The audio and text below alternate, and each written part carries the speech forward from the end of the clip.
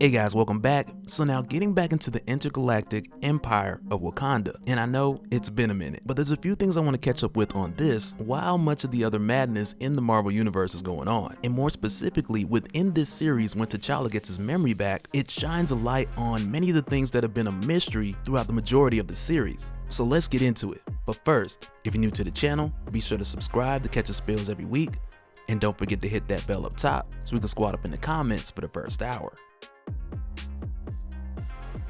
Alright, so in our last talk within this series, we'd seen not only the origin of Emperor Killmonger, with him being pretty much sent on a suicide mission, but with doing so discovering the Clintar that lived within the Wakandan galaxy, to where he shortly after bonded with one, got his revenge on the Shadow People, and then not long after returned to the Empire, killed the Emperor, and took his seat. And then fast forward to the present time, which is another thing we gotta talk about, and more specifically to the timeline of all this in relation to other events in the Marvel Universe, which is something that's better cleared up when T'Challa's memories are restored. But as far as Emperor Killmonger, who has tricked Bast into making him an avatar for her power by way of using his symbiote, bonding with and killing her previous avatar, this pretty much made him an abomination, but also with god level powers. But with doing this, just to be clear, he had only taken the abilities which Bast would grant to an avatar, plus a portion of her power, which does put him at god level. But with this, he didn't fully absorb Bast herself, and because of this, she's still out there and she wants the remainder of her power back, and for that reason, she's definitely coming for him. And so now one of the next things we see as far as Killmonger, who's recently come off a win from attacking the Maroons' main base, which we had talked about earlier in the playlist, with that attack resulting with the death of Captain Inyami, which not long after resulted with M'Baku taking her place. But not long after this, Emperor Killmonger's daughter suddenly started taking more interest in what he was doing, which is something that he admired, but his baby mama was like, yo, don't underestimate that little girl. And the way that he looked at it was like, hey, he runs 5 galaxies, so how difficult could this sudden change be? So as a father, his reaction to it was embracing it, because he had seen this sudden change in her interest as an opportunity to teach her more about the Empire and even groom her to be a leader someday. And as a result of this, he taught her much of what he knew, and he even promised her to bring her along with him so that he could show her firsthand how it's done. And so now as far as the Maroons, who have once again taken a huge loss, but even with doing so, they set their sights on mainly stealing intel and resources from the Empire, but also figuring out a way to restore the memories of many of their people. And to do so, one of their first targets is Kofi, who's the chief technologist for the Emperor and also the individual responsible for designing the machines that were used to harvest memories and wipe the minds of the Nameless before they were put to work in the Vibranium pits. And so now Kofi at this time, who's on this ship called the Hoshun, which is really like your Vegas style ship, which is exclusive to like the high class only. But the thing is, with this not necessarily being a free nation, your quote unquote high class really is just your people who work for the Emperor. So they're given like your crazy protection detail and locations such as this one to blow off some steam or just get away for a little bit. And so while Kofi's here, he runs into this young lady who he's really just trying to impress, and in their conversation he's doing a lot of name dropping. He's telling her how important he is to the Emperor and really just telling her all of his business even though they just met. Like, that is something that's never worked out bad for anybody ever. But in the middle of their conversation, the ship is attacked by the Wakanda, which is the ship of the Maroons, and when this happens, it causes Kofi to flex even more, because he tells his young lady that he has an exclusive escape pod because of his high level status. And so now as for the Maroons, seeking out Kofi, it's a pretty big step in their plans, because throughout the years in their battles with the Empire and even the previous Emperor, they've obtained a portion of Kofi's technology, which will allow them to search throughout the minds of others. And really that's the way that it works with much of the resources that they have. Like, as soon as they get their hands on something, they gotta find every single way they can use it to their advantage, mainly because their resources are so limited. To which another example would be their new cloaking mechanism for the ship, which they devised from a piece of the M'Kraan shard. And so now with minutes left before Kofi escapes, M'Baku prepares to send a strike team out in order to retrieve Kofi, and if not, likely kill him because they can't let him get away. But before doing so, T'Challa tells M'Baku to hold off just a little bit longer, and not exactly knowing why, but just telling him that he has a feeling that if they wait just a little longer, that it'll work out. And M'Baku listens to T'Challa, mainly because of who the Maroons believe T'Challa to be,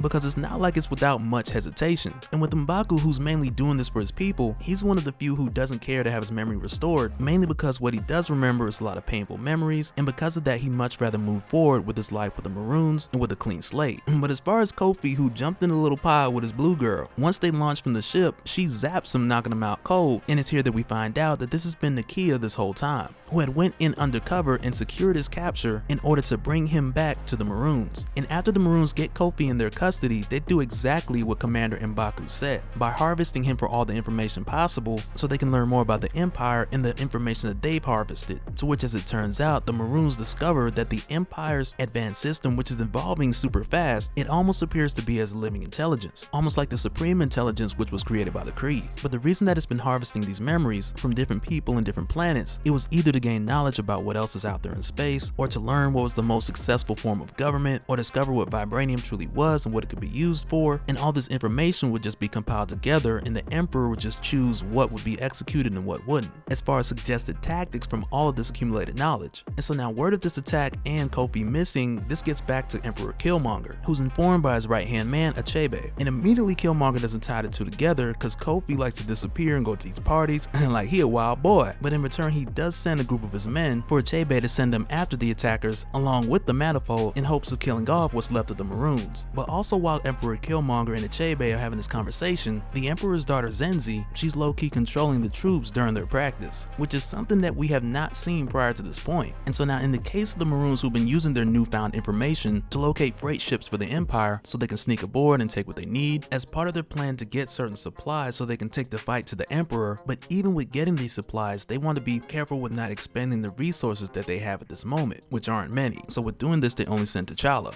But along this quick heist, T'Challa happens to see that this ship is also carrying people from a number of different species who are being taken back to the Emperor in order to have their mind wiped and get thrown in the vibranium mines. And with T'Challa being told by Nakia to stick to what they came for and leave them alone, of course, as we know, he ain't gonna do that. So as a result, he disobeys a direct order, takes down the guards, and it's not till after doing so where he runs into a father and son, and he finds out that these people haven't had their mind wiped yet. And so now, while he's talking to him, he also has Nakia in his ear that's telling him to leave them because they already got what they need, and the longer that T'Challa stays, he compromises the mission. But it's during this time where the kid's father gets shot by one of the soldiers who's still conscious, and for T'Challa, when this happens, this is a moment that causes him to completely divert from the plan, take this entire freight ship and reroute it to the planet Agua, which is the home planet of the Maroons' previous captain, Captain Inyami, of which he has made mention to the Maroons before, that if they were to find their way back there, that this planet would hold the answers to many of the Maroons getting their memories restored. Because on planet Agua, which is home of the Tikumaza race, which is the blue people like Captain Inyami, this is a large planet that's mostly covered in water, or at least something like water. But it's a huge planet that's aquatic for the most part. And on this planet you also have the Genju, which is like this huge fish which the Tikumaza they worship. But the Maroons' knowledge of this planet was very limited. It was much word of mouth and stories that have been passed down, and even what they knew about the Genju was pretty limited, with some even thinking this was some type of artifact. And so when they arrive there, they get word from the Revolutionary Guard of Agua, which is led by a guy named Jafari, who tells them that there's another threat, and that this threat was holding the Genju hostage, likely with the intention in order to sell it to the Empire. And so when the Maroons come to help out, both T'Challa and Nakia get taken prisoner by this supposed other threat, only to find out that once they're taken prisoner, that this was done by a member of the Tikumaza. And not just any member, but their regent by the name of Farouk. And Farouk lets them know that pretty much everything that Jafari told them was a lie, and that essentially this was done for Farouk to be sure that T'Challa was who he thought him to be. But while they're here, Farouk also gives them a bit of history about the Genju, letting them know that this creature has existed on this planet for eons, to where at one point in time there were many more of them. And the Tikumaza worship the Genju because they're like the mother to their race, because their people had later evolved from your aquatic to these amphibious people, but they were given life from the Genju who had literally lived for eons. But more recently, when Agua started getting attacked by the Emperor, to where many of its people were taken into captivity and the Genju were hunted down to near extinction, all except for one, it was then that they hid this last Genju in the deepest caves of their oceans in order to protect it, because this last Genju was their only hope of protecting the history of who they were. And with this last one that was left holding eons of information of history, if it were to be killed off or lost, much of their history would go away with it. And for them, these ancient creatures, they're very much like their deity, and even more so now with there only being one left. But so now in the middle of this history lesson, Agua is attacked by a fleet from the Empire, which is led by Achebe, who brings with him the Manifold. And it's a devastating attack that ends pretty quickly, but even with doing so, Dio and Achebe taking T'Challa and Nakia into custody, he subtly then turns on his own men, which is a complete curveball. But when we find out the reason why, it's an even steeper curveball because he has gotten these orders directly from Bast, to whom for some time now has taken control over Killmonger's daughter, Zenzi, and has used her with what little power that Bast has left in order to find T'Challa, but also just to scare the mess out of the Emperor with his daughter missing. And so now when Bast shows up, she pretty much tells M'Baku and the rest of the Maroons that this plan that they were putting together was stealing vibranium from the freight ship, kidnapping Kofi, the chief technologist, which was all secretly their plans to head back to the Empire, hack their machine, and get everybody's memories back. But Bast is like, no, you can't do this because that is essentially suicide. And while doing this, we see a little bit of the power that Bast has left because she then tells the Emperor's men, like all except for Achebe and the Manifold, but she then tells the rest of them just to kill themselves, and they do it, which is pretty wild. But it's like, hey, that's one way to clear the room. But it's from here that Bast goes into further detail and explains to them like how Killmonger is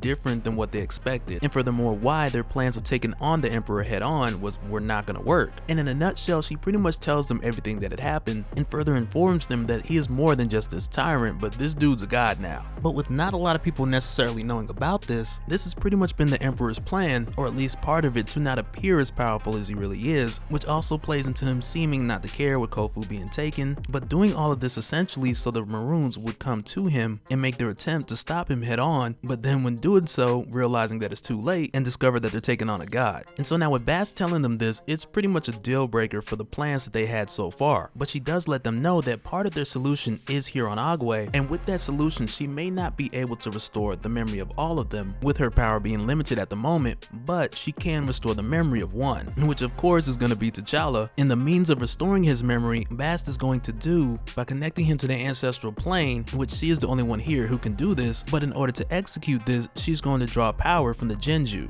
And this isn't like a solution for everybody, because practically she could do this for each one of them, like one by one, but if Bast were to take that route with each and every person, it would take forever. But with doing this and starting with T'Challa, who is like the asset for the Maroons, and really like the most important person to have his memories restored at this point in time. But the crazy thing is, like, when he does get his memories restored, we not only realize who this T'Challa is, but we also get a deeper understanding of the mission. Like when he originally set this whole empire up at the conclusion of Secret Wars, like we get a deeper dive and a bit of a refresher at the same time. Because as it turns out, the whole idea of venturing into this galaxy, it actually started with T'Challa's birth mother, Inyami, who had always studied the stars and wanted to visit here specifically, with this galaxy being the location of origin from which the vibranium which created the Great Mound had came from. But even as T'Challa travels through the plane of Wakandan memory, there's a lot of Easter eggs sitting around, like Thanos from your Jonathan Hickman Infinity conclusion when he was captured and taken in by the Illuminati. You got your previous Black Panther suits, which were worn by T'Chaka and Azuri, and you even got your brass frogs of King Solomon. But while this is happening, and mind you, it's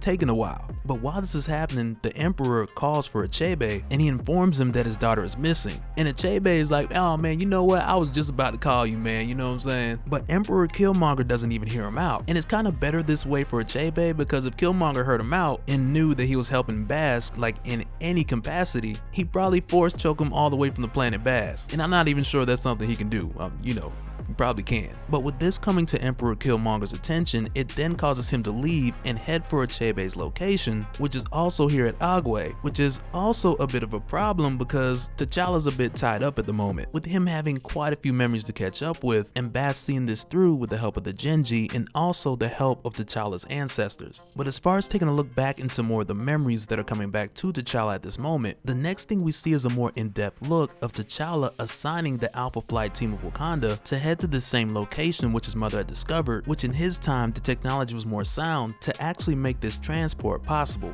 And the only thing really that needed to be done was just to do it. And even with doing so, what place more perfect than the origin of where the vibranium came from for the Great Mound? And I'm not gonna front, like, as long as I've known of Black Panther, like, that's one of the things that I've always wanted to see. And it's crazy because now we're like finally getting it. And honestly, it's one of those things you feel like you would never see happen, but lo and behold, here it is. But here's the thing, not long after, for T'Challa, after sending this team and not hearing back from them, this caused him to be extremely worried, and like a number of regrets would go through his mind, and even to the extent where he believed as a leader that he should have gone with them. And this even led him to the point of making the decision to go after them just to make sure that the members of this Alpha Flight team were okay. And so with him making this decision and telling Storm, this is where those flashbacks and those memories of Storm telling him to come home to her, this is where they come from. But as far as him making his way out to the Intergalactic Empire, what he had ended up doing was getting Shuri to build a ship that would carry T'Challa and Eden through a black hole to expedite time and get them there, which was a very similar method to the trajectory which the Alpha Flight team had taken. And some of this part of the story is even told within Shuri's solo series, with it starting off with her sending T'Challa and Eden off into space in the ship that she had designed. But with T'Challa and Eden making their way out here, it's also revealed to us that Eden, who would later have his memories wiped as well, but Eden was also the true identity of the Manifold, who is now with T'Challa, but prior to this, he had did the most damage to the Maroons. But so now the way that everything went left with their arrival, which I can imagine was just very tricky to route in the first place, because the path that they're following is the path of the meteor that fell centuries ago, which they're remapping some 2,000 years later and trying to follow it in reverse. But through the course of 2,000 years, there's a lot of stuff out there moving. So aside from going through a black hole, you have to go around things, and there's a lot of places where things can go wrong. And in the case of T'Challa and Eden, they crash land on the planet, but to their surprise, they come to find out that the initial settlers that they had sent here, they had landed safely 2,000 years ago, which is why when T'Challa and Eden arrived, the civilization here had expanded and flourished, with it being 2,000 years old, but that 2,000 year future is parallel to our present day, which completely threw me off because it took like to the 15th, 16th issue to realize that this wasn't the future. And I mean, I'm exaggerating a little bit, it's like the 12th issue,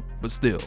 But when T'Challa and Eden had arrived there, this is actually where the series really begins, because the first person they meet when they wake up is Emperor Killmonger, who I don't think truly introduced himself by name, because when T'Challa arrived, he immediately knew who T'Challa was, which is why he kept it a secret, wiped his memory, and threw him in the vibranium mines. But also keep in mind a couple of things, like with these different versions of both Eric Killmonger, of M'Baku, of Nakia, all of these different versions were born and raised here at the Intergalactic Empire of Wakanda. And along with that, another thing that they all have in common is that at some point in time along the regular timeline, each one of them has had a death and or resurrection, which in a crazy way makes them like a reincarnate of that version of themselves that once died. And it's completely trippy, I know. But that'll do it for this one, guys. I really wanted to take some time out and just get caught up with this in the middle of all the other madness that's going on, and there's more that we got to catch back up with it soon, because in my opinion from here it just gets better and better. But even still, at the same time, it's like you got to know the stuff before, because you just never know what's gonna pop back up later. But let me know your guys' thoughts down in the comments,